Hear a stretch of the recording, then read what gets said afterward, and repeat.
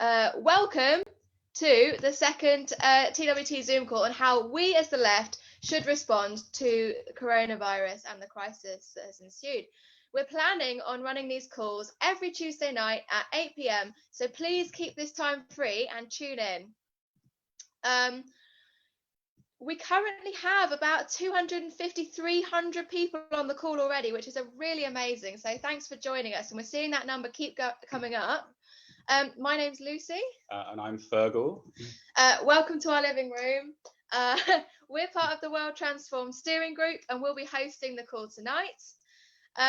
So crises such as coronavirus are disorientating and can make you feel powerless. That moment where we are left reeling by the crisis gives an opportunity for those in power to take advantage and rearrange society to their liking. And as some of you know, Naomi Klein called that the shock doctrine. So if we're going to prevent that and create a better future, we need to work out how we can get back on our feet and win. So this call will be about how we can win, how we can use the power of our movement to win demands in the midst of this crisis and how to articulate those demands as well. So we're going to hear from activists and organisers building power and winning demands across the left right now, as well as from those in the Labour Party movement who have been fighting at different levels of local and national government.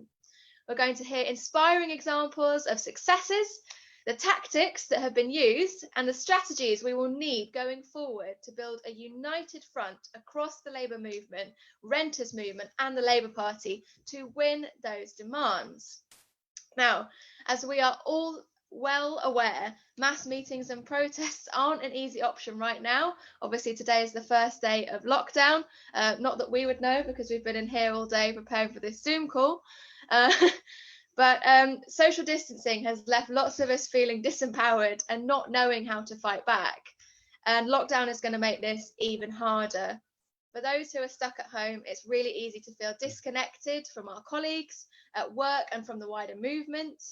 For many of those still having to go to work or being made to go to work when they shouldn't be, it's really hard to know what we can do to actually change this.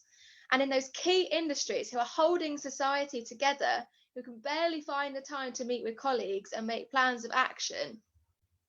So on this call, we'll be talking about how we can overcome some of these barriers and actually develop strategies for collective action. Just before we start, we just wanted to share a few links with you that we've found useful in keeping up to date. There are so many sources of information being developed every day, it can feel a bit overwhelming. So here are just a few links we hope can help you navigate your way through the current crisis. We'll be posting them in the chat, sorry, yeah. Yeah, and we'll be posting them in the chat throughout the evening, and we'll also be encouraging you to post your own links. Before we give a rundown of who's going to be joining us on the call tonight, we wanted to do something a bit different. We're living through really difficult times at the moment. Every time you turn on the news, it can feel like a new scary thing has happened. So with that in mind, we wanted to share a quick video that made us smile. As you can see, we've just got the screen share up now. So as a sign of solidarity with the Italian people, the musicians of the Serbian National Theatre linked up with one another on a video call from their homes to play the famous song of the partisans, Bella Ciao. We'll give it a listen just now.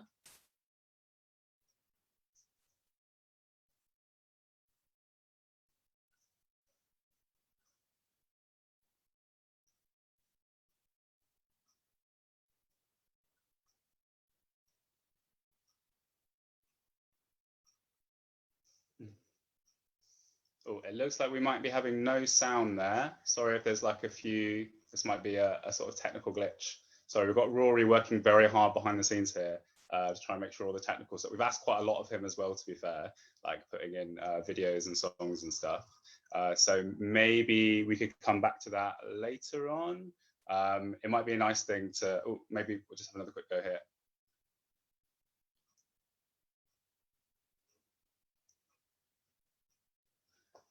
Nope. Okay, maybe we'll go back to that at the end. It might be quite a nice thing to wrap up with anyway. Okay. So what we'll do now is we'll just give a quick outline of the amazing speakers we have on the call tonight. So first up, we have Valery Algaza. Valery is a trade unionist and a member of the Bargaining for Common Good network, who is going to share the big picture demands that the Labour movement should be making now and how we're going to win them. Then we're going to hear from Anthony Johnson, who's an organiser with Nurses United, as well as a community nurse.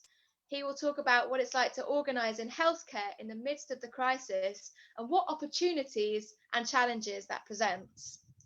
We're then going to hear some perspectives from the Labour Party. First of all, Sharmina August, who's a councillor in Salford City Council, and then James McAsh, who's a councillor in Southwark. They're going to talk about what socialist councillors can do to respond to the crisis and what more needs to be done by Labour councillors and Labour councils to meet head-on the challenge of this moment. Then we'll hear from Labour leadership contender Rebecca Long-Bailey about what's happening within the Labour Party nationally and what the party can do to advance the demands of the movement. And finally, we'll hear from Amina Gichinga from London Renters Union talking about the tenants' rights movement, what tactics the tenants' movement will be using to win their demands. We should be done with the call in around 75 to 90 minutes, so about 9:30. And just to say that if you have any questions during the call, please post them in the chat box and we and the speakers will try our best to address them. We've got a fantastic team looking out for some good questions who will try to field them and we'll do our best. Yeah, where this isn't possible though, and if we're a bit tight for time, we'll do our best to follow this up in our discussions. Finally, this is our second ever Zoom call. And we're still figuring things out, so please be patient and bear with us if there are any technical glitches, of which there have already been. So thank you. Okay, great, cool. So let's start with a really quick recap of what's happened in the last week. So obviously, as the crisis has escalated, the government was forced to take unprecedented action this week. Yesterday, obviously, as we all know, Boris Johnson declared a lockdown, ordering all non-essential businesses to close and for everybody to remain in their homes except for essential trips to the supermarket, pharmacies, and to exercise once a day. We're going to try and cover some of the sort of political implications of the lockdown on our call today. But for now, we just want to stress that looking after yourselves and each other is extremely important. And we're sending solidarity to all of you in what is a really scary and unsettling period. In general, it feels like things are moving really quickly at the moment, with new announcements just coming thick and fast. So, for example, we know that the major concession that was made by the government last Friday, announcing that they would provide grants to businesses covering up to 80% of wage costs for regular employees to a limit of £2,500 per worker. The scale of this wage subsidy plan is unprecedented in British history. Obviously, we know that this will provide welcome relief for lots of workers, but as we all know, these measures don't go nearly far enough. The 5 million people in the UK who are self-employed, for example, are currently guaranteed no financial assistance whatsoever. Likewise, precarious workers in the gig economy, such as medical delivery couriers and minicab drivers, are left out, and casual workers are still being laid off across the country. All of this will impact the strategy that the Labour movement takes moving forwards. For example, this victory was won largely because the government could see a powerful and broad coalition was forming against them, one that encapsulated workers on PAYE and those who are self-employed. At the same time, we can see the beginnings of a shift taking place in how people see work in our society. Cleaners, care workers, nurses, and supermarket cashiers, who for so long have been low paid because employers arbitrarily decide they were low skilled, are now shown to be integral to all our survival and the functioning of our societies. So what will happen to precarious employers and the self-employed now PAYE employees have been provided for? How do we maintain our collective power to win further demands? How can workers in key sectors such as healthcare, food, retail, and logistics make their voices heard and perhaps even use their new power to win demands for all of this? To talk us through this in a bit more detail, we're going to hear from our first speaker, Valery Algaza, who is an activist and trade unionist involved in various parts of the movement and part of the Bargaining for the Common Good network. Valery, welcome to the call. What should the union movement be doing now? And what should workers in key sectors be doing to fight for changes that would benefit the common good? Yes, hello, compañeras and compañeros. Thanks for having me. Well, I mean, I think as a good organizer, we gotta organize, and we gotta organize in a way that we haven't before. I'm part of the Bargaining for the Common Good network, mainly as an educator. And I do believe that this is a moment for us to think through how is it that we're organizing, how much popular political education we're engaging in to really understand the ways in which we got to this point. I think we don't do enough to really kind of break up the ways in which capital has been really taking, a huge amount of value out of the public coffers. And the fact that they've had a process of breaking us on purpose, right? We call it broke on purpose. And the fact that we are now, both in the public sector and private sectors, are going to be dealing with what that means. What does it mean as workers and as community members and users of all these public sector services? What does it mean for us to confront this? Because I think this is the moment to not be just workers. We have to be the public. We have to merge those things together. And I think that's why, it's important for some of us here are trying to learn from bargaining for the common good in the United States and what is it that they're doing already to not only deal with the coronavirus, but really previously to that, kind of like what kind of alignments they've been doing. So one of the things that I would say is that, again, it's about deep organizing. It's about really getting ourselves online and offline when that's possible to really kind of understand the moment and financialization and the way we got here. The second piece is really to understand who's benefited from this, but in a serious way, following the money, following the perpetrators, following the people that have actually gotten this piece of wealth out of us and continue to do so by name. Many people were worried about the fact that we can't do marches or things like that. But I mean, we do a lot of symbolic actions. What we need, we also have been seeing a lot of people on strike, and that doesn't seem to be doing the, enough. And that means we have to do way more. We have to understand the opposition. We have to understand where the money goes. We have to understand who these people are by name, and we have to understand how they reproduce that wealth and those relationships and interject them there. I don't think we do enough of that in the labor movement. We usually just kind of are constrained to our own kind of bargaining relations. I think the labor movement has to go outside of that. And yes, we have to bargain with our employers, but we also have to follow the money to understand who else we need to kind of put in our targets, who else is benefiting, whether that is the banks lending money, whether that is developers that are gaining a huge amount of money out of developing public land and or public housing, and everybody that, and the networks in which they actually, basically replicate and reproduce their wealth. So I think targeting is something we have to do better, and we have to call them by name and really be explicit at that. One thing that is happening in the US, is the idea that we cannot just be allies. We have to align. And the alignment movement, or trying to actually align in many different ways in order to gather our power and hit in the right moment, the right target in the right place, has to do with the fact that a lot of us as a movement are fighting our own corner, right? So the same thing goes for trade unions. We fight our own corner, we fight each other, we don't necessarily align. In the United States, in Minnesota, for example, what they've done is that they got every single bargaining, all the unions actually got all their bargaining dates all aligned at the same time. And in the city, in the Twin Cities, basically all these unions went to fight at the same time, supporting each other and making that a historic moment where the city had to listen from teachers to nurses to cleaners, et cetera, et cetera. So the alignment has to be among us, but also the alignment has to be deeper with our community, and because we are the community. So the idea that we need to bargain early, and we need to, in the trade union movement, think about our bargaining as a place to bring bigger demands, not just for ourselves, but issues of housing, issues of climate, issues of health, obviously right now in this moment. But the fact that, a lot of unions, we don't use the bargaining moment to actually fight for everybody else. So what would that look like?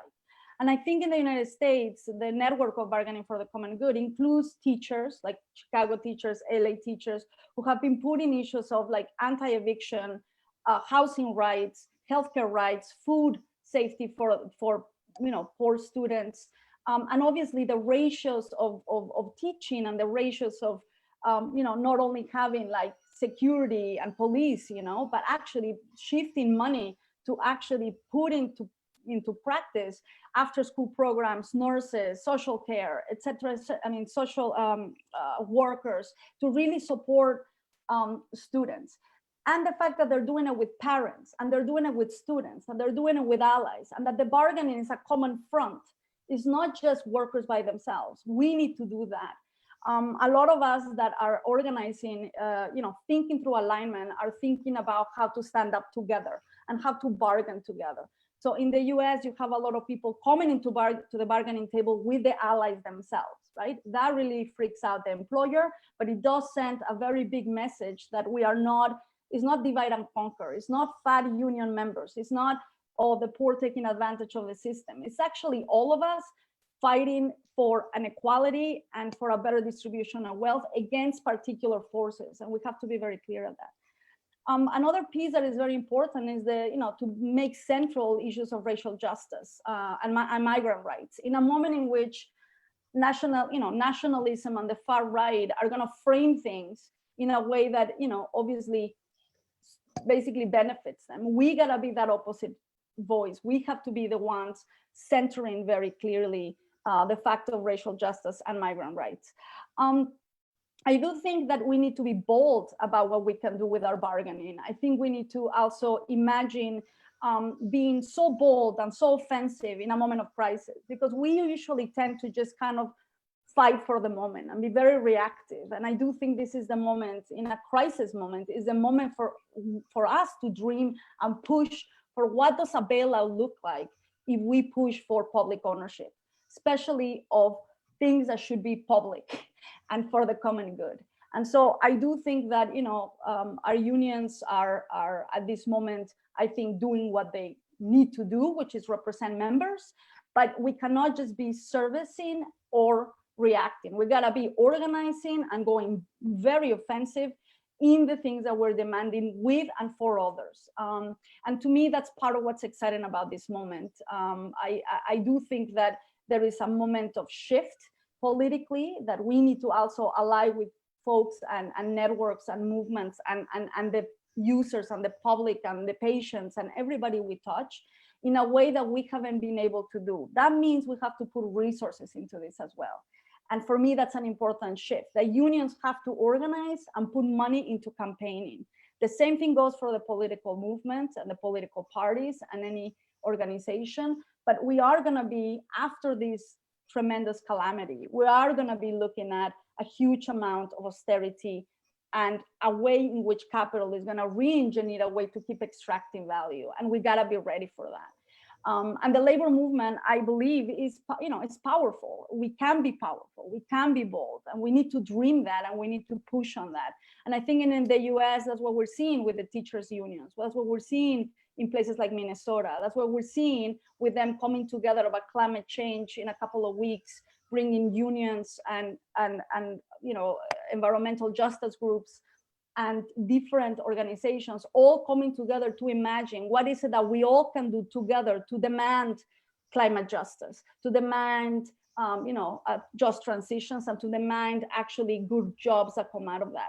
And that is something that I think we need to do better. How do we align in a way that makes sense? How do we line up our fights? How do we actually become not just the workers, but the people and the activists we were waiting for in the neighborhood, in the workplace, and outside, and especially in politics, in which I think we need to be making much more demand about how these bailouts are actually going to be paid for. Is it going to be paid for by, again, us, the people, the public sector, or are we going to put conditions, serious conditions, in the way in which this money is going to be invested? Can we all be, publicly owning shares, in companies that we're bailing out, so it can be actually publicly managed, and the government and our public can actually have a say on how jobs and benefits actually are established in moments of crisis. So those are some of the things that we've been thinking about. I think for us, we are trying to learn from the US. I believe, this is a place to look for, but obviously there's very exciting things happening in many other places. But I think bargaining for the common good is a good place to check out, and especially because they've been doing so very good work across so many places, in housing, in racial justice, in climate, and obviously the labor movement. So I hope that's helpful. It's very broad, but you know, obviously, if anybody has any questions, I'm here. Thanks.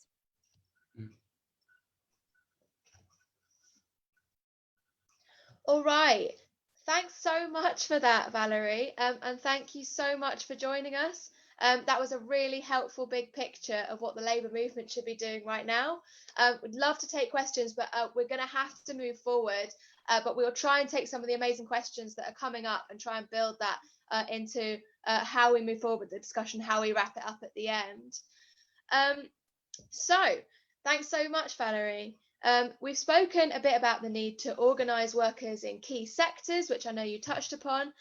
So we're now going to hear from Anthony Johnson, who's an organiser with Nurses United and a community nurse. Anthony, thanks so much for joining us. Also, goes without saying, it must be a ridiculously busy time for you. And obviously, healthcare workers are indispensable in this crisis, and it feels like it presents some serious challenges and opportunities to organisers in this sector. Do you think you could talk us through this a bit? Like, what are some of the demands being made, and what's the plan to win them? And what obstacles and possibly opportunities have you and others been facing? Yeah, so just for people who don't know, yeah, I'm Anthony. Nurses United is basically, it's a grassroots group of nurses that essentially came out of all the big fights with like the NHS bursary campaign to try to protect that, to try to democratise our conservative unions at the RCN. And obviously we were getting involved in things like Nurses for Real Change during the election. Around this big broad theme that we think that nursing is political, and so therefore nurses need to organise to get across the political spectrum to win. So obviously initially we wanted to start doing things around like safe staffing and things along those lines, but we've had to change things up a bit due to COVID-19. I think the things that we're struggling with at the moment is how difficult it is to organise healthcare workers at the moment. Because obviously we care, and we care about our patients and care about helping them. So it means that a lot of the usual activist base for healthcare has suddenly just disappeared and gone off the map.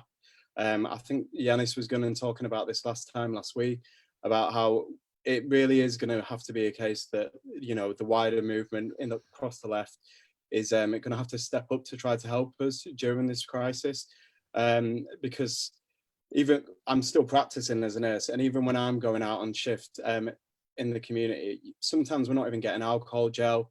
I mean, I think if there was any like biggest like reason to explain why privatization of the NHS don't work, it's just the layers of middle management just getting scared, trying to reinvent the wheel.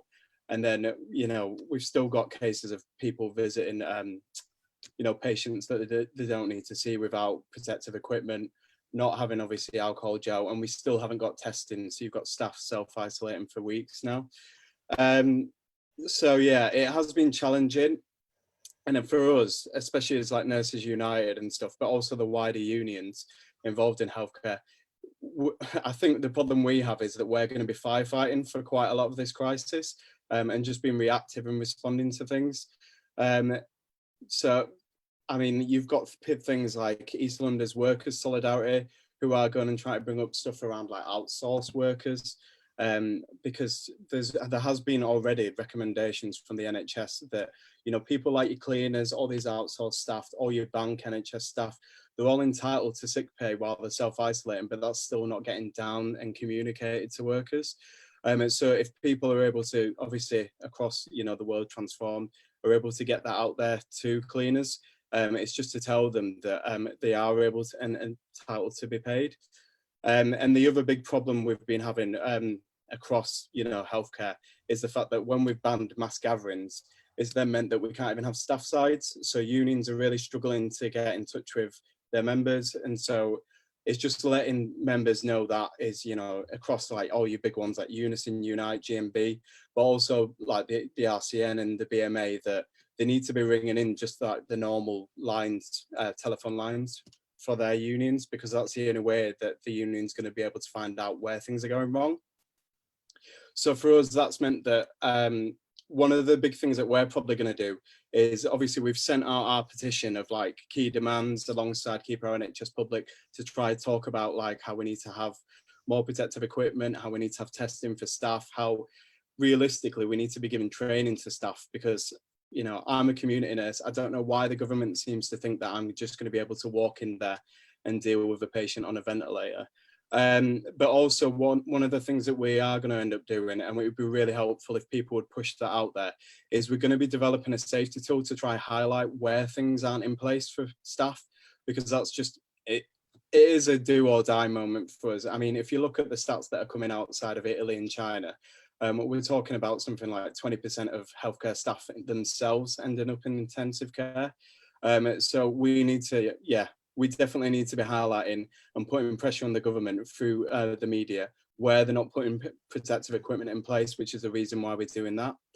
In terms of like what I'd say though that it'd be good for like the wider movement to be doing is, there's all these mutual aid groups out there who, and I've seen it locally where I am in Leeds, like who all want to help out, all want to give like practical solidarity to NHS workers. And it is just going to be down to things as simple as just getting our shopping doing. I think we've all seen those like media reports of, you know, critical care nurses crying because they're not able to get enough food. And it's just going to be that kind of simple stuff. And also for people to be able to provide, you know, practical things like childcare for NHS staff. And the big broader themes though that I've thought that's been good about this is from seeing things on social media, from seeing things on Twitter, this crisis is really, I don't want to say useful because it's awful, but it's been helpful because it cuts across the ideological divide. I mean, I've had like, you know, far right nationalists come back at me and agree that, you know, the fact that we're not testing is ridiculous. And the fact that, you know, people aren't able to have sick pay or have secure housing doesn't make sense. And that's one of these big things that is able to come out of COVID-19 is we're able to basically redefine what healthcare is. It's not just about your hospitals. It's not just about your GPs. It's whether or not you have access to housing. And I think that's something that the left needs to work on, is framing that, you know, healthcare is in everything.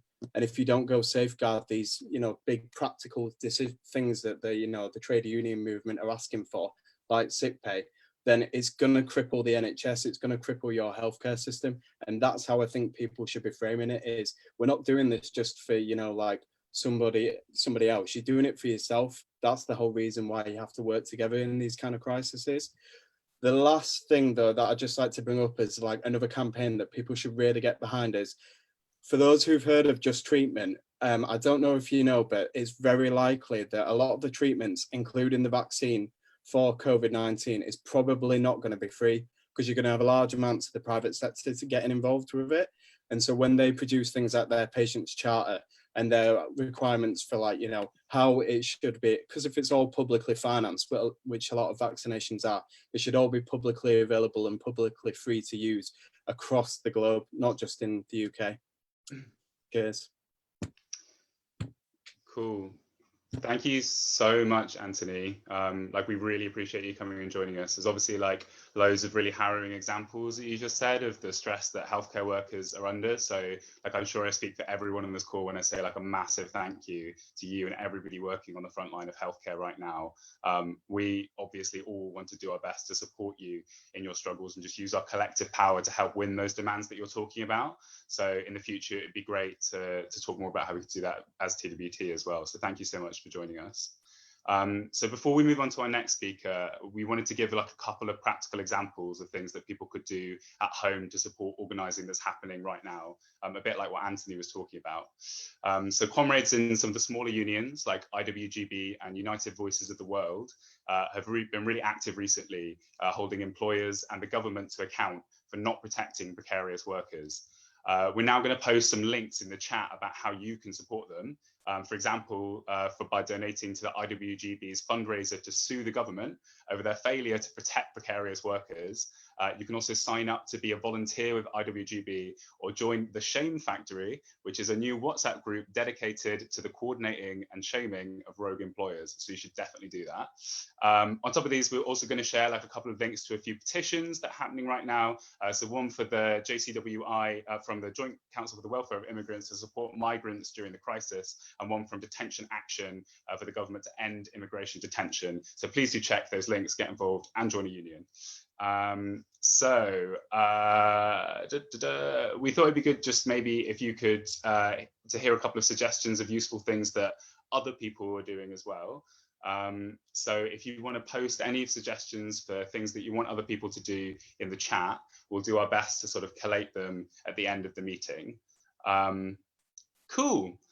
So on to our next speaker. We're going to hear from a couple of Labour councillors. First up, Sharmina August, who's a Labour councillor in Salford City Council, and who's been coordinating the response to the current crisis there. So welcome to the call, Sharmina. Thank you so much for joining us. Can you talk a bit about some of that action being taken by Labour councillors on the ground now, and like what are some of the obstacles and success stories in Salford been so far? Yeah, I mean, we've obviously been doing a lot as a local authority, and if I tried to go into it, I'd probably be here all day and no one would be very interested in that. But what I'm going to focus on is how we've linked in with our community. Salford has a really strong community spirit, as do a lot of towns. And so we had in place as a local authority, a volunteer emergency framework on the back of some other crises we've had in the past, such as floods and things like that, where we've seen a large number of people come forward and just really want to help. What we were keen to do, though, is to make sure that help was properly spread out across the city, to make sure that everybody was helped. And it's part of being Labour. We don't want anybody to fall through the net.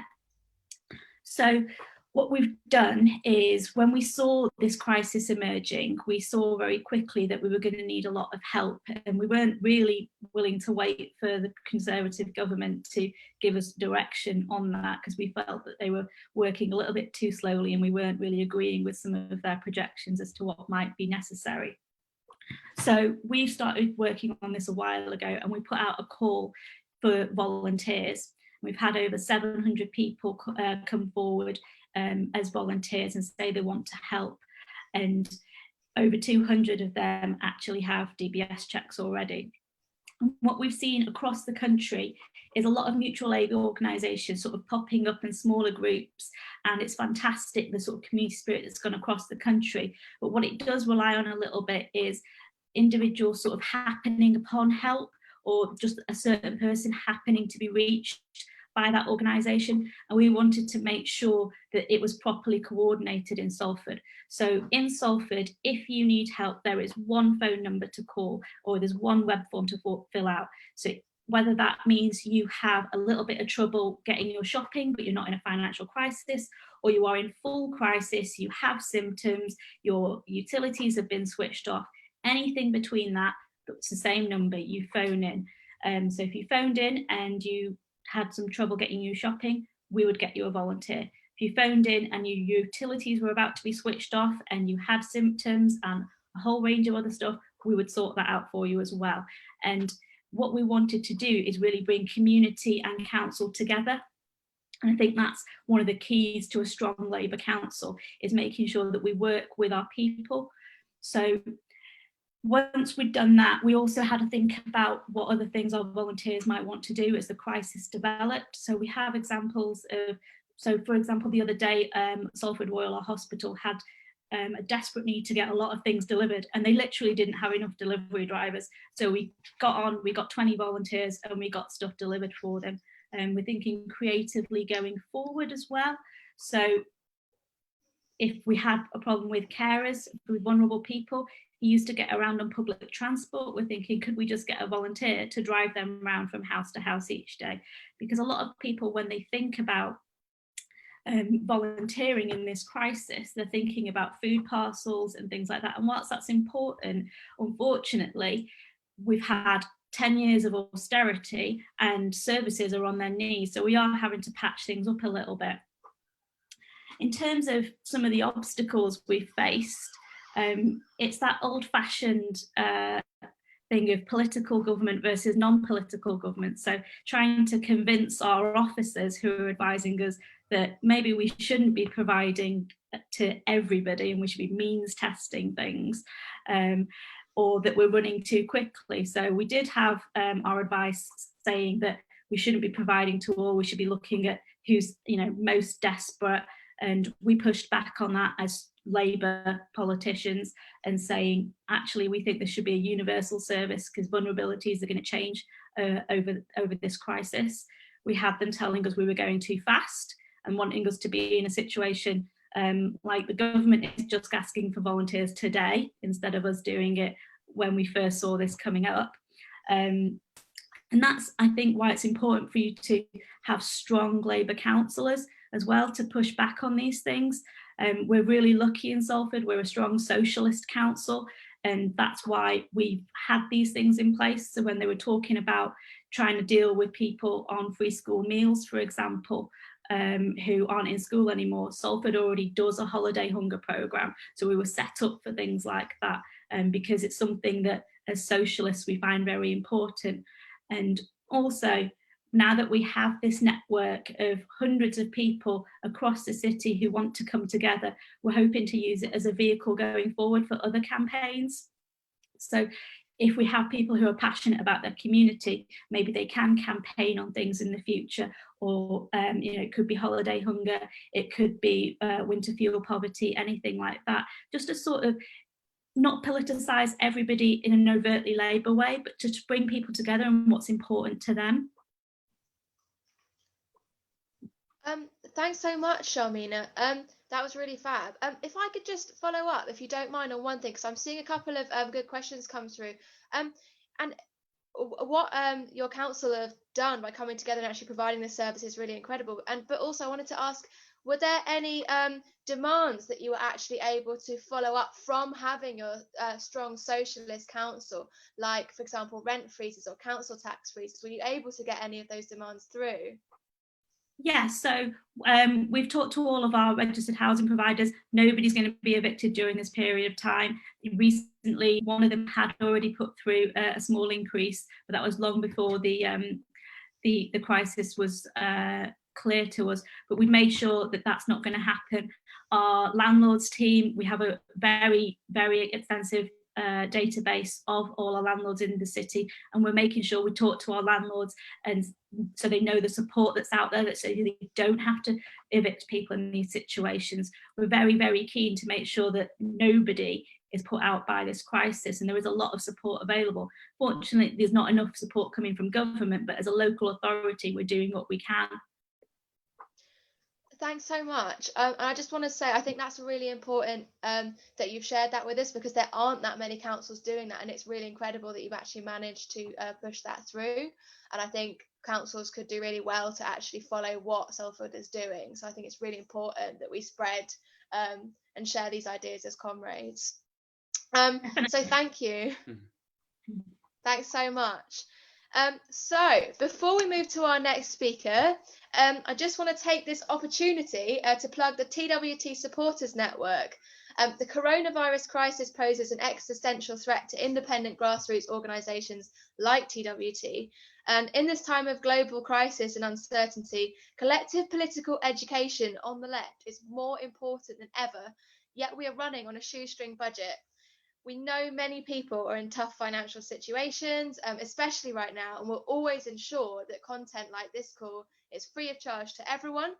However, if you are someone who is secure financially, and if you believe that the work that TWT is important, and hopefully you do, please consider supporting TWT to help us scale up and sustain this work. So this is going to be posted in the chat. So if you can sign up at https://bit.ly/support TWT. That link's just gone in the chat, so that's https://bit.ly/support TWT. Again, gone in the link, gone in the chat. please sign up. It makes a huge difference. It means we can actually carry on doing these kinds of things. Okay, thanks. And thanks again, Sharmina. That was really, really great. So we're going to hear from James McAsh, who is a councillor in Southwark. James, hello. Hello. Hello. We mentioned earlier in the call that things have been moving very quickly, with new measures being announced by the government seemingly every day. And of course, when we were putting this together, we didn't even know we would be in lockdown today. And lots of these concessions have been made or been won because of pressure from the Labour movement and the left. And some of them have happened at a local level because left-wing councillors have pushed for them, as we've just heard. But we know this isn't happening across the board. We need to share good approaches so that activists across the country can demand their councils take action. And we also need to make sure that positive measures being introduced, for example, to protect workers' salaries or provide accommodation or to provide food, for example, aren't simply rolled back when the crisis is over. So could you talk about how some of these dynamics have been playing out, I guess, firstly in Southwark, but mainly and broadly elsewhere, and what measures have been suggested by councillors across the country? And most importantly, what's the plan to entrench them after this crisis is over? Okay, great. Well, quite a lot to do there. So yeah, thank you very much for inviting me on. So as Lucy and Thurgood said, I'm James McAsh. I'm a councillor in Southwark, which is in South London, and I'm also a primary school teacher. So I think the things that Sharmina just spoke about and the things that the people are doing in Salford are a really good example of the work I want to talk about. Essentially, I think we need to think of a framework to understand the current crisis and the kinds of demands that we should be making. And I think that crucially, local government should play a really big role in that. So the way I see it is the crisis is going to run in essentially sort of 3 different phases. So phase 1, sorry, I'm a primary school teacher, so I've prepared some visual aids. Phase 1, crisis and chaos. I think that is what is happening right now. So obviously, I don't need to talk about the crisis, but there's also chaos. We've got the government making announcements every day, which are probably bigger than some governments are making an entire year, but they're happening day to day. And it sort of feels that everything we're doing is really just responding to what happened in the last 2 days. Now, that's going to go on for a while, but it's not going to go on forever. So then we're going to move on to phase 2, which is crisis and relative stability. Now, to be clear, it's still crisis. We're still talking about huge numbers of people in hospital losing their lives. So in no sense has the crisis died down. In fact, it's probably picked up. But the political sphere is a little bit more stable. We're not seeing announcements all the time. There's a sort of a crisis framework in place that we sort of understand and that we're able to kind of live within, so that we don't have rapid change in the same way anymore. And then third and finally, phase 3 is the post-crisis world. Now, I almost kind of wrote return to normality, but frankly, it won't be normality. It won't be the world that we had before. First of all, we'll have all lived through this experience and it will have changed us. But also, and perhaps more importantly, the initiatives that are introduced in phase 1 and sort of in phase 2, but mainly in phase 1 right now, some of them will still be in place. So what the government is doing right now could have a long-lasting impact. And in fact, that's the big question I think the left needs to answer. What is temporary and what is permanent? So we need to be thinking about what social institutions we should be strengthening and preserving, and which measures are being introduced right now, which we need to keep as emergency measures and we must fight to be temporary. So the lockdown's a key example. It's probably necessary. I've got no doubt about that. But at the same time, we don't want that forever, clearly. So what's the government done so far? Well, as far as I can see, they've roughly done 2 categories of things. Firstly, they've introduced various draconian measures, like preventing us from walking around, for instance, which we hope will be temporary. And the second thing they've done is introduce some social and economic measures. Almost exclusively, that is just simply injections of cash into the economy. So it's subsidising failing companies, underwriting wages, it's boosting benefits. And just as the government can turn the tap on and that cash comes trickling down, they can turn it right off again, and they will. When the crisis is over, that will all be gone. As soon as people are no longer paying attention, no longer interested, it'll be gone. People are tweeting all day today saying, how can you live off £95 a week? That's not a new introduction. That's been the statutory sick pay for a long time. People are only thinking about it now because it affects so many people. Now, those changes are quite different to, for instance, the NHS, also created in the aftermath of a crisis, but institutionalised. A Labour government created an institution which, despite attacks from the right over many, many decades, they've not managed to dismantle. They've attacked it, but it is still there because it is institutionalised. That Labour government was able to be the glue that kept that solidarity from the war in place. Okay, we're not in government right now, are we? So what is the glue to hold this together? Local government is the glue. So the role of local government, I think, is absolutely key. So let's look at food, for instance. People are struggling. People do not have access to food. How do we respond to that? Well, one way is that we allow volunteers to kind of do what they can, and the government, from a very top-down way, intervenes and kind of supports that by, you know, they're talking about the army distributing food and that kind of thing. Clearly, that's not going to go on forever. But the question we have to ask ourselves is, okay, the issue with food at the moment is acute. Will food poverty exist after the crisis? Yes, it will. We need to be building an institution that can respond to the crisis right now, but which after the crisis, we're then still in a position to be able to defend it. So in the Momentum Council network, we're talking about some kind of food service that links up volunteers with food distribution centres directly with households that need it, overseen by local government. We're then in a position that when the crisis is over, we'll be asking ourselves, do we still need this? And if there's still food poverty, which I mean, there will be, then the answer will clearly be yes. We've got an institution to fight and defend. Another example, housing. So my council, Southwark, we've put in various measures to support people with paying rent. We've had a guarantee that all rough sleepers will be given somewhere to stay. But that's not a permanent measure. We need to be the same question will come up after the crisis. Is homelessness over? No, it's not. So we need to be fighting for the government to have the right to requisition buildings and to be able to put them to socially good use. That might be housing. It might also be testing centres when we have tests available. Again, once that power is there, the question then becomes, do we fight to keep it? And realistically, we will need to fight to keep it because it will still be important afterwards. So that's a kind of rough framework of, I think, what's happening at the moment. So the big question then is, what now? Well, the council network are at the moment in the process of discussing a series of principles that's going to guide councillors through this crisis. I mean, they're not finished yet, but basically we're talking about two things. We're talking about providing emergency relief to people who need it the most, but then secondly, building institutions that empower working class people.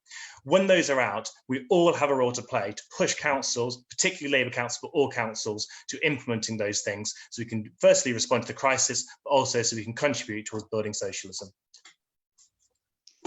Cool. Thank you so much, James. I was personally living for the visual aids. I thought that was amazing. I think we need to start a crowdfunder to get you in every assembly in primary schools around the country. So thanks so much for joining us. Thank you. Just to say to everyone asking amazing questions in the chat, we're just because there's so much like incredible content on this call tonight, we're not really getting the chance to like come around and actually put your questions to the speakers, but it feels like there are some good conversations going on with the chat, so please do continue to ask them, and we will try and get to them at some point. So obviously that was really inspiring to hear about what's been happening in different parts of the UK, from Salford to Southwark, where different councils have been taking radical action. So if you're listening to these ideas and you think your council should do them, maybe you're like a councillor who wants to get involved in the network that James has just talked about, we need you to sort of like, you know, take action, maybe get involved in that network, but also just like start insisting that your local councillors step up to the game. Whatever happens from the fallout from this crisis, it's clear that going back to business as usual is just not an option. And I think part of the reason we wanted to host this call is to talk about how these victories that we've already talked about could form part of like a broader strategy for the left. So with this in mind, we do like to do shout outs. So we're going to give like a really quick shout out to Nadia Whittam, the Labour MP for Nottingham East, who's decided to return part-time to her pre-parliament job as a care worker to help with a frontline response to the crisis. She's doing this to shine a light on the state of social care in the UK and push for an emergency universal basic income and mass testing. So big up to Nadia for that. We hope more of our elected representatives from the party can follow your example. So thank you. So On this call, we're hearing the demands that are being made by different sections of the movement and hopefully finding ways that we can all work together to achieve common goals. And so far, we've heard perspectives from the Labour movement and for people pushing for change within councils. Next, we'll hear from Labour leadership contender Rebecca Long-Bailey about what's been happening in Parliament and how what the party can do to advance the demands of the movement. Hi, Rebecca. Hello. Can you hear me? Oh, I'll just give a tiny bit of context. So recently, left-wing MPs within the Labour Party have been spelling out what a better route to solving this crisis might look like, one that doesn't treat anyone in society as disposable and builds up our resilience for the future. So, for example, a couple of days ago, John McDonnell called for an increase in the level of statutory sick pay. Meanwhile, new MP Nav Mishra has called for the government to take up the Postal Worker Union CWU's offer for the Royal Mail to be renationalised and become part of the emergency response to this crisis. But clearly there's much more for us to push for. So Rebecca, thanks so much for joining us. How do you think the party should relate to these demands being put forward by the movement? And also, since the party has stopped all campaigning activity, can you tell us a little bit more about what you're hoping activists will now do? Number one priority, both making sure that everyone's as safe as they possibly can be, but also protecting our financial well-being within our home so that when we're self-isolating, we're secure. If we're an essential worker, we've got the protective equipment and the safety measures that need to be in place to protect us when we're at work. And there's a number of immediate issues that myself, John McDonnell and other people right across the party are trying to press the government to take action on, and I'll just run through those very quickly, and then we'll talk about very briefly life and socialism beyond the crisis. So one of the key issues that's come up in the last 24 hours is obviously the announcement that was made by Boris Johnson last night about us all having to self-isolate unless we needed to go out to do shopping. There was no other alternative for us to go to work, or whether we needed to go and care for a vulnerable friend or relative. Now, what constitutes essential work was very ambiguous, and certainly this morning we heard reports from many employers right across the country who were asking their workforce to come in. Sports Direct was one of them, who were classing themselves as an essential service. Now, the government didn't clarify that the workforces that needed to be out were only essential functions. They didn't define what those essential functions were, and that's what I and others have been calling them to do, because in my view, you shouldn't be putting any workers' health and safety at risk by sending them out to do a job that isn't an essential function necessary to keep us going in this crisis.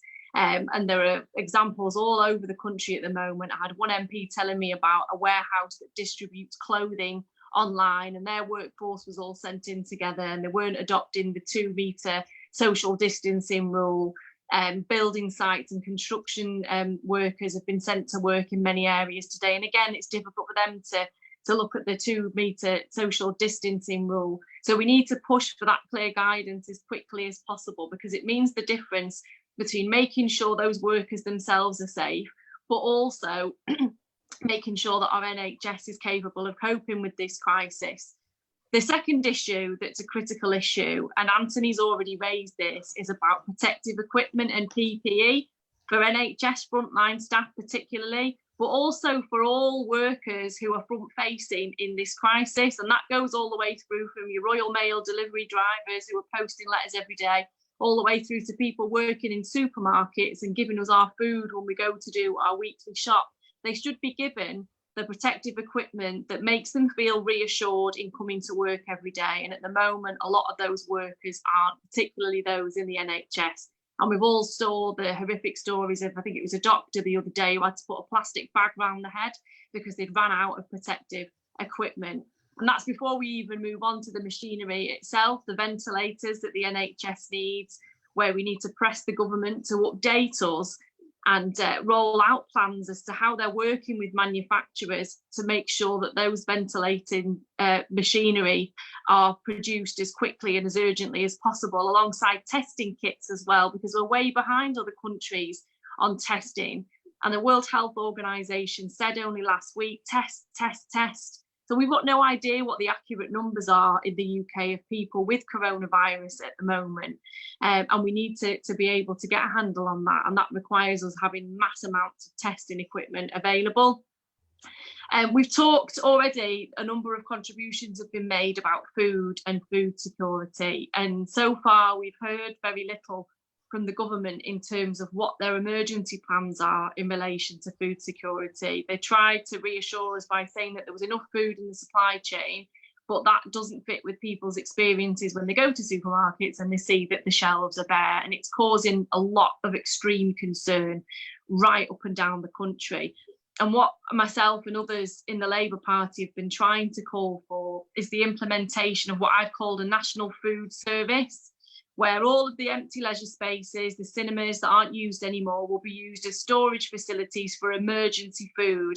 And those vulnerable people who can't access food should be able to get in touch with the National Food Service and have food and medical supplies delivered directly to their home immediately. Now, the CWU have already said that Royal Mail could be used as an option to deliver much of that food, because they're already operating their service round the clock anyway. And of course, we could link into volunteer networks like the ones in Southwark and Salford to make sure that those goods are delivered. In terms of financial protection, this has been the most worrying thing for many people across the country. On the self-employed, we haven't had anything through at all from the government in terms of the support that they're going to give to self-employed people, from gig delivery workers all the way through to plumbers and builders themselves, or hairdressers. There's a whole range of professions and occupations that you know of. I'm sure you've got friends that are self-employed. And all they've been told so far is that they can defer their self-assessment tax payment, or maybe try and apply for universal credit. And that's not good enough. And what we want to see the government do now is to roll out a scheme of income protection for the self-employed, and that needs to happen immediately. Now, I personally favour universal basic income. I know it's not everybody's cup of tea, but I think that's an immediate and very quick answer to this that can be rolled out at speed and can provide people with the protection that they need, both now and beyond this crisis, because I think this crisis very much creates the space for a discussion about universal basic income and why it's so necessary within society to deal with situations like the one that we find ourselves in at the moment. There's also the issue of sick pay, as has been talked about on this call already. It's £94 a week. That's not enough for anybody to live on. We're way behind other European countries on this. So we need to increase the level of statutory sick pay to make sure that when people do need to take time off work, they actually receive enough money to live on. There's also issues about the wider mechanisms that should be made available to people. So the government agreed to suspend mortgage payments, for example, for those who face, difficulties in paying their mortgage. That's good, first step. They didn't do the same for renters, and that's not good enough. And the mechanism was in place for any landlord who then, as a result, wasn't able to pay their mortgage. They could have relied on the mortgage suspension. And any business that was operating, mass lettings, they would have been able to apply to the government for business interruption loans to deal with that loss of income by the tenant not paying rent. So there was no reason, in my view, for the government not to roll out rent suspensions. And that's something that we need to campaign on heavily now over the coming days. Also, bills and utility bills. At the moment, it's very patchy in terms of the support that's going to be provided. Many of the utility providers have said that customers should get in touch with them and they'll have a look at a range of measures that might be available to deal with any difficulties that they face. Again, that's not good enough.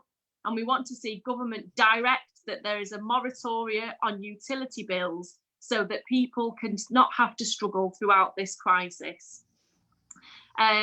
What else have we got? Support. Now, we know that the government has a duty to support particular sectors and particular industries and provide businesses with the support that they need.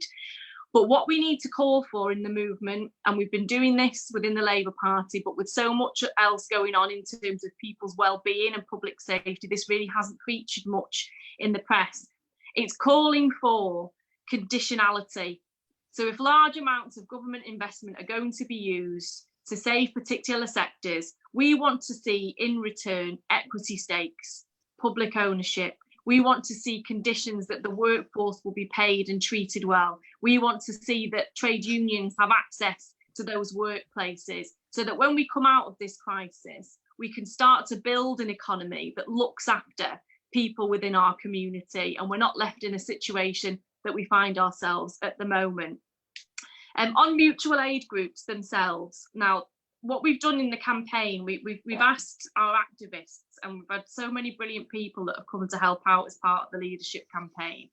But we knew that this crisis warranted their efforts and their expertise to be used within communities. So we asked them to join their own local mutual aid groups to find out what help they could provide, and provide bases of volunteers that would be ready to go when we needed to provide support to the most vulnerable or anybody else in our community who needed it. Now, that's made very difficult by social isolation, but there are a number of mutual aid groups now popping up where you can register online, put your details in to state that you're a volunteer, and there's a range of tasks that you'll be available to do. And Sharmina set out some of the ones that we've been trying to do in Salford, and particularly those who've got DBS checks. They're worth their weight in gold, because you'll be able to do a lot of work that other volunteers wouldn't be able to do, in terms of helping care workers, making deliveries to all sorts of different places.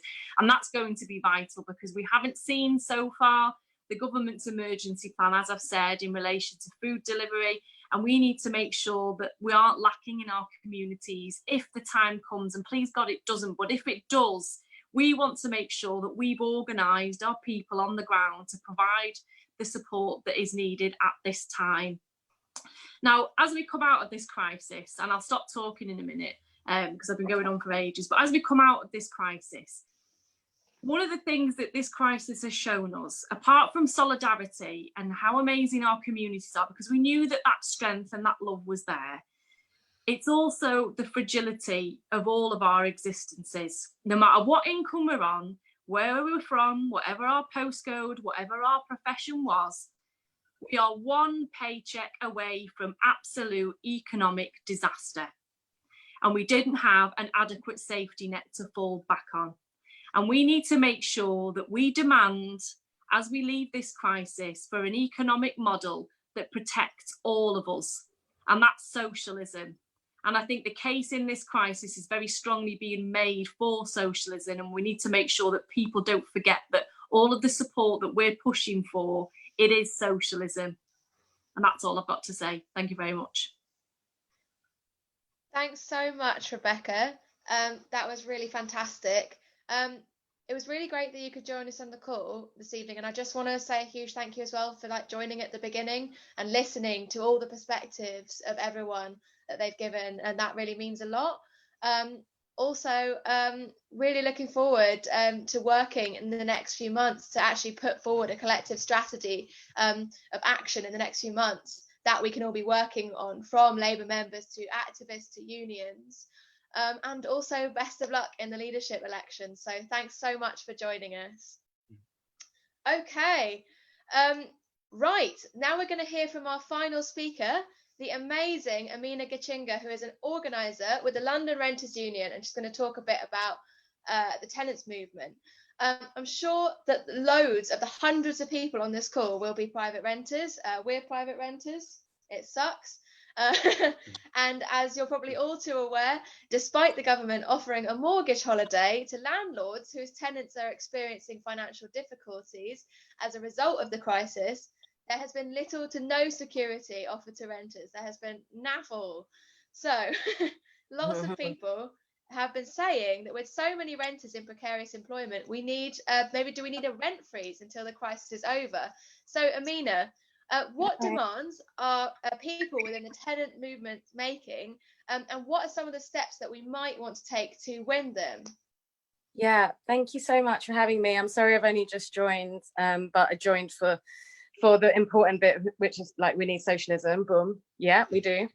So I guess, yeah, my name's Amina. I am an organiser with the London Renters Union. I'm based in Newham, which is in East London. And we have a really high proportion of private renters, so we started the union here, and many of our members, we've got over 2,000 members now, and hundreds more have joined over the last few days because of this crisis. We've got many members who are obviously really worried about their situation right now. So since the start of the crisis, we've called for an end to evictions and for rent suspension for all renters, because lots of people can't pay their rent right now. And although there's been a ban on evictions, which is great, it's a temporary ban. And what we could face at the end of this coronavirus crisis is basically an eviction crisis. And so it's like, unless the government suspends rents, then many thousands, if not millions of renters will be in debt to their landlord, which is very unjust, given that, as you said, Lucy, landlords have been given a mortgage holiday. So what is the reasoning for renters paying rent right now? And we also think that it should be a full suspension of rents, because this is a public health crisis, and it's like the equivalent to a wartime situation. So like, in order for us to be healthy as a society right now, and as healthy as possible, we need to enable everybody to be able to stay at home at this current time. I know there's one of our members who's really worried because her husband is like, I need to go to work. I have to go to work right now. I don't have a choice because we have to pay rent. I'm on a 0-hour contract. So if you're a precarious renter, you're most probably a precarious worker as well. And loads of self-employed people are being thrown under the bus right now, because like, there's been no bailout, you know, for those people. So yeah, like, it's really important on a public health front that we have a full suspension of rent, even though some people on PAYE contracts are, you know, getting most of their wages paid. It's not fair. And also it could leave like really vulnerable tenants and those that can't, like, if you're going through a means tested process and you speak English as a second language, those kinds of things like factor into who's going to be supported through this and who's going to be able to access the money to prevent, you know, themselves from being in debt. So what we've been doing is collecting thousands of renters' stories online. You can also, if you're a renter, you should also put your story online. There's a bit of our website, so LondonRentersUnion.org, and you can find there's a COVID-19 link that you can click on and you can submit your own story. But landlords and estate agents are still saying, like, you're not off the hook, you need to pay your rent, even though people are literally like, I have no money, and this is a wartime situation, or it's equivalent to that. So yeah, we've been figuring out how to respond, and we have thousands of members, and we also really want to do things in a way where we're tied with other tenants unions, and also centering the members that are going to be, you know, most impacted by this crisis. We also know that eviction resistance will be a huge part of our work going forward, I think, and have even had council staff coming forward and saying to the union, we're going to need some support, or people are going to need some support going forwards from the union to resist evictions, which is, I think, is unprecedented. Like, usually councils don't want to like get involved, you know, with that kind of thing. So yeah, I'm just like thinking about where I'm at. Yeah, and also on top of that, like, renters are being pushed into a situation where they have to figure out what a payment plan would look like with their landlord, and this doesn't take into account the fact that there's a huge power imbalance between tenants and landlords. It's crazy to think that renters should be like, oh, could I pay, you know, this much less, and a landlord has to be compassionate, because that's what the government has been urging landlords to do. We're not seeing much compassion from landlords at the moment. If you go on Twitter and see what people are posting, all of the texts, all of the emails they're getting, reminders that they should pay their rent on time, and that there's no excuse, you still have to do it. Then we need a response. We need a collective response, and we're figuring that out right now. So I'd urge people to join their local renters unions and get stuck in. Cool. Thank you so much, Amina. We really appreciate that. And I think like we definitely all want to say that we realize it's like a really busy time for you guys at the moment. Anyone working in like renters unions. So like, first of all, like we really appreciate your work. And also we really appreciate the time that you've taken to come and speak to us on this call. So thank you so much. Obviously, like you've plugged a little bit how you can join London Renters Union there, and we want to like spotlight that a little bit, and also give a shout out to like a few other groups that you could join. So you've got Living Rent, who organise renters across Scotland, and Acorn, who are active in 20 different cities. So if you're a renter and you haven't already, please do join one of these unions in your area. We're posting some links to those in the chat now, and we've also included a resource which we've both used, which was created by the London Renters Union, which features a template email you can send to your landlord or estate agent, a Q&A on your rights as a renter, and the option to stay updated on the latest legal advice and legal info. So do check that out in the chat. Cool. So just for the final part of this call, we thought we might make this like a weekly thing, sharing like a few examples of collective action from across the world with you. So as you all know, coronavirus is not just affecting us here, but it's also affecting and changing the lives of millions of people around the world. And there are people everywhere raising similar demands to the ones that we're raising and the ones that we've raised in this call, forcing governments, employers and landlords to put people before profit. So here are a few inspiring examples that me and Lucy are going to read out. So in Italy, from tomorrow, so-called non-essential factories are finally going to close down. So this decision, which the government announced on Saturday and published yesterday, is the result of a wave of grassroots mobilization of factory and warehouse workers, which have sprung up in various parts of the country over the last 10 days, demanding the closure of all non-essential productive activities and safe working conditions for all. Rank and file unions have been on the front line supporting these mobilizations since the beginning of the lockdown.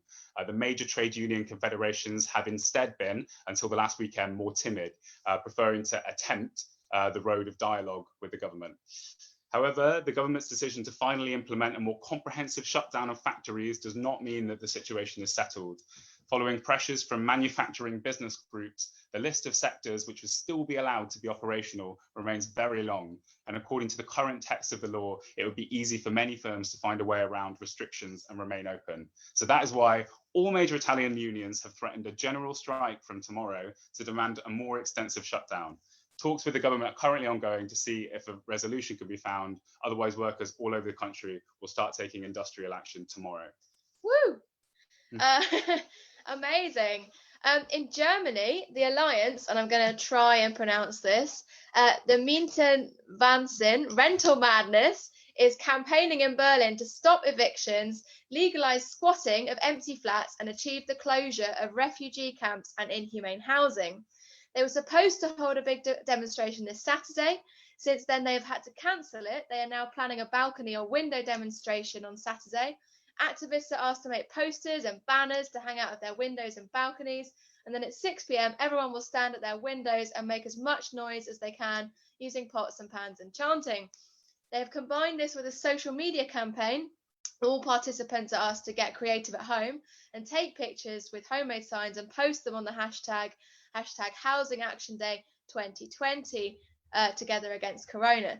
And last week, before the stricter restrictions came in, the Alliance organised a small protest with 20 people at the Berlin Town Hall with the same demands. To make the protest look bigger, they used actual cardboard stand-ups, actual size cardboard stand-ups, holding banners to increase the number of participants and held speeches. Cool. So in France, we've seen Amazon workers taking legal strike action in multiple different regions, demanding the implementation of proper health and safety measures, as well as comprehensive paid leave. So whilst tax dodging multi-billion corporation Amazon continues to profit massively from the crisis, seeing a 12% increase in stock value in just 1 week, they also continue to put hundreds of thousands of employees at risk through unnecessary work and lack of safety measures. And workers in France have had enough. So there have been mass walkouts from factories through trade union organisation, petitions, and a targeted communication campaign calling out Amazon for contributing to the health crisis, both through its workplace policies, but also its avoidance of more than €4 billion of taxes, which could have gone into funding healthcare. Despite threats from Amazon, workers have forced the company to concede that products like entertainment, toys, DVDs will not be restocked until April 5th minimum, and it will no longer ship what it considers to be non-essential items in France and Italy. The Ministry of the Economy also announced that Amazon pressuring workers is unacceptable and pledged to be in communication with them throughout the problem. And in the US, supermarket workers across the country are fighting for pay increases and better sick pay. They are arguing that grocery workers are on the front lines of the crisis, and with a functioning food supply chain being more important than ever, protecting and supporting these workers is absolutely essential. In some workplaces, they've already managed to win a 10% pay rise. In New York City, teachers staged a mass sick out because the city was refusing to close schools. They then demanded that some schools' buildings be kept open to distribute food to families who need it and as medical centres or care centres for children of healthcare workers. And following several sick outs involving over 1,000 teachers on late Sunday afternoon, Mayor de Blasio finally announced the schools would be shut. National Nurses United, the largest nursing union in the US, and a partner organisation of TWT 19, is at the forefront of defending nurses and the public in the current crisis. Last week, they sent out a survey to nurses across the US to ask them how prepared their hospitals and clinics were for COVID-19. Within days, over 8,200 nurses completed the survey, and it became clear that nurses and health workers simply do not have adequate protection to avoid exposure and look after the public. Off the back of that, they launched a petition which collected 250,000 signatures within days, demanding that Congress ensure that nurses and healthcare workers are immediately given the protections they need to avoid exposure to COVID-19. In the face of government inaction, North America's Building Trades Union, an alliance of 14 affiliated unions collectively representing over 3 million skilled craft professionals in the building and construction industry, announced a partnership with the NNU to donate N95 respirator masks and other protective equipment to nurses. And in the US, they're also working to build a coalition across society. All over the country, hundreds of organisations and unions have come together and signed the same powerful statement. It calls for 5 demands, which they are now rallying around. So 1, health is a top priority for all people with no exceptions. 2, provide economic relief directly to the people. 3, rescue workers and communities, not corporate executives. 4, make a down payment on a regenerative economy whilst preventing future cases. 5, protect our democratic process whilst protecting each other. So I think this is like really inspirational stuff that's like happening all around the world at the moment, that is really useful for us to be able to take heart from. And we'll try and provide like an update on that, on how things are going, like in every single call. But I know that all of us on this call would like to send full solidarity to all of those taking collective action for the safety and security of all. And we aim to feature other key updates, like we say, in future calls. Sorry, do you want to? Yeah, we're so sorry. We just got told we accidentally cut Amina off before she finished. We're really sorry about that, but we'd really, really like to go back to you because what you're saying was really awesome. Amina, you're still here. Thank you. Sorry about that. That was a bit like a news update on all the amazing things that are happening that no one hears about in the main news. So thank you. That's all right. Can we jump straight back in to what you were saying? I think you were talking about the response to kind of rent freezes and how to kind of build that power and how councils are starting to kind of change the outlook. I guess I don't want to say too much more, and I don't want to be one of those people that's like, oh my gosh, I have something really important to say, but I guess a few people on this call might be thinking about how they can get stuck in and stuff. So I guess one point I wanted to make was that like a lot of people right now are calling for a rent strike, and like the LRU, don't worry, like tenants unions across the UK are like feeling the pressure, rightfully so, of like organising mass numbers of renters to do something collective that means we hold a lot of leverage over the government, you know, and we can get a rent suspension or whatever. But I guess what I wanted to say is it's not only about like the calls on social media, but it's like, what does organising a rent strike actually entail? And I have to say that my organising or our organising has changed dramatically. We're very much a union that prides itself in doing a lot of face-to-face interaction in branch meetings, and like if people have an issue with their landlord, they come to a branch meeting and get support for that. So obviously that's changed a lot, and we're rethinking about how, you know, how do we actually foster a sense of solidarity and protection when we can't meet in person, and like who are we leaving behind if we're only online, and how do we provide resources to enable people to really lead this movement. People that are going to be the worst affected need to be leading the decisions that we're making in the movement. So yeah, I wanted to say that. And like usually when we're protesting, we're outside the council office, like we need justice for people in temporary accommodation, you know, that, you know, all of that stuff. And usually we have like black and brown renters who are working class and at the front of those protests. Now, we need to really think as a movement how we maintain people who aren't heard in the mainstream, who are going to be really materially harmed, or were already because of austerity, but are going to continue to be harmed even more by this crisis, and putting them at the forefront. So yeah, we need to, if we're going to take collective action, we need to think of the kind of collective action that is going to act or be seen as a form of harm reduction, because that's essentially what we're after, and harm reduction now, but also harm reduction in the future. So could it be the basis for rent controls going, you know, into the future, which is also something else that we've been calling for as a union, and all, you know, loads of unions across the country are calling for. We also need to think of the framing that reaches beyond the left, like sort of silos, I think, and, you know, how do we use like public health or all the things that intersect with our housing to like call more people in our neighborhoods into this discussion and get them leading in a rent strike or whatever we do. Not that we're necessarily doing it. And also I just wanted to say that people like really need to reach out to their neighbors, because a lot of what needs to be done is having the conversations about what the government is doing right now, because the government is framing things in a way where it's like, wow, this is the wartime effort, like rule Britannia, you know, all of that stuff.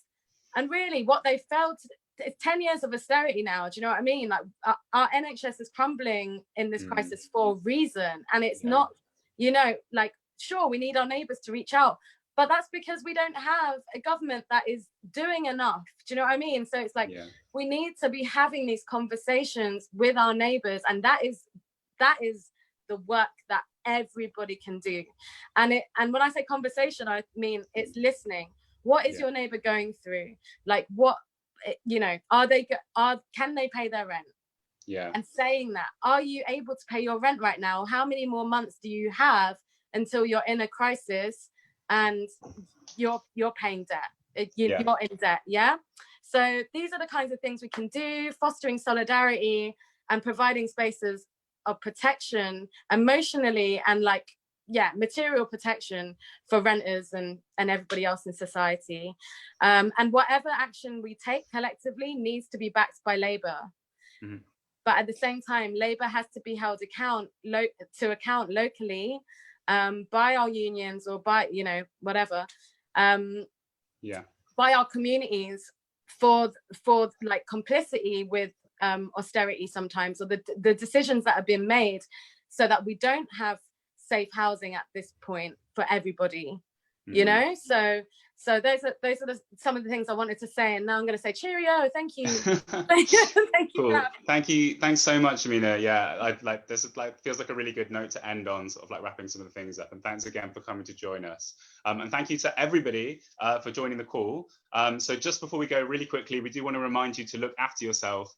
Obviously, the prospect of being in our homes all the time can be really frightening for many, and we need to act as a community to show solidarity and look after each other. At TWT, we're trying to organise as many online spaces for people to interact as possible. And we've just created a handy step-by-step guide for supporting people to run political education and organising meetings online. So we're going to post the link for that in the chat now. But please keep an eye out for reading groups and other kinds of political education, organising meetings, and of course, tune into this call at the same time next week to stay up to date on all these initiatives.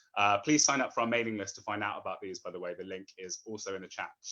Finally, just again, want to plug the TWT Supporters Network. Political education on the left is obviously more important than ever at the moment, and the crisis poses a real risk to small organisations like us. We've just reposted a link to that in the chat as well. Okay, cool. I'm told that we can go out watching the video that we should have watched at the beginning, which I will remind you is a clip of lots of different musicians, I think from Serbia, who have kind of come together on Zoom or whatever in their living room to play an anthem in solidarity with Italy. So we'll hear a bit of that. We'd like to say thanks. A big thanks again to all the speakers and to the team behind in TWT who made all of this happen this evening. So thanks very much. Taro? Emir Memedovski. Nevena Simčić. Boris Bobić. Robert Borbe. Nataša Čudrilo. Jožef Bisak. Milan Milano. Ciao, Čuković Vladimir Violina. Andrea Solinas conducting for the Serbian National Theatre Orchestra.